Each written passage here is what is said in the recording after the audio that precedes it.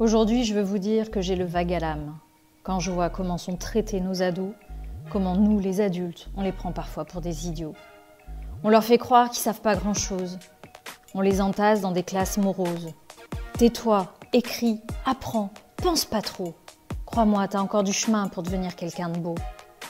Aurait-on peur, nous, les grands sachants, qu'ils nous ouvrent les yeux sur tous nos échecs, sur tous nos manquants?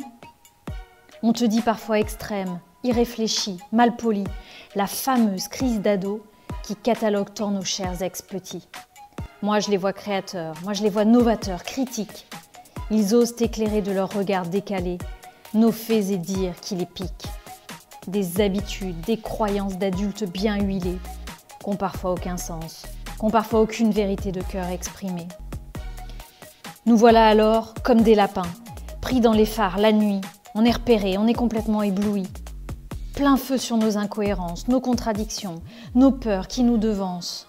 Alors on panique, on crie, on fuit. On pourrait pourtant s'arrêter, prendre le temps, remercier pour ce qui est éclairé. Mais non, souvent on réagit. Alors vite on reprend le projecteur, on le retourne vers l'autre pour qu'il nous porte nos douleurs. Toi, l'enfant qui a accepté, aujourd'hui ado, tu regardes le monde et tu fais le choix de pas toujours te pointer dans cette ronde. Il paraît que tu te mets souvent en danger. Mais dis-moi, l'adulte, fumer, boire, rouler vite, manger trop, travailler sans s'arrêter, râler, critiquer sans relâche, est-ce que tu crois que c'est bon pour ta santé?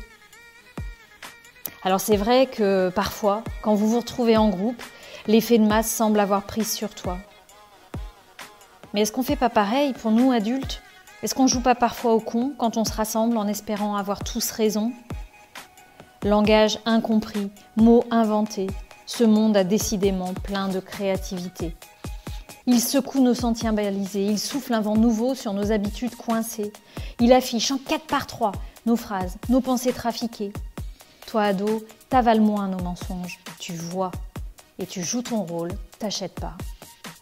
Vas-y, tu vas changer, tu vas finir par t'adapter à ce monde déglingué.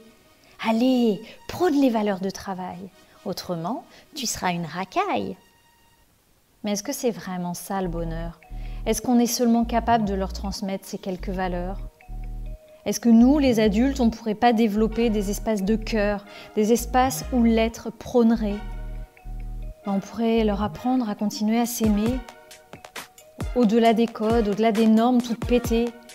Mais est-ce qu'on est vraiment capable de les accompagner alors que nous-mêmes, on n'arrive même pas à les incarner, à les faire vibrer? Alors adultes, osons changer, osons expérimenter, osons nous dévoiler, dire qu'on s'est planté, mais qu'on va un jour repousser. Est-ce qu'on pourrait laisser parler notre vulnérabilité? On plongerait dans l'inconnu, puis on se laisserait guider, descendre enfin de notre piédestal, celui qui nous donne l'illusion de grandeur, mais en fait qui nous empêche d'être à la hauteur. Nous empêche de rencontrer cet ado directement au cœur. Et pourtant, je crois bien qu'il aurait 2-3 trucs à nous apprendre, si on veut bien s'y laisser prendre. Ado, adulte, des étiquettes qu'on pourrait décoller pour finir par se dire qu'on est juste des êtres humains, qu'on aimerait bien se rencontrer, se faire grandir, s'unir, et puis s'aimer, rire,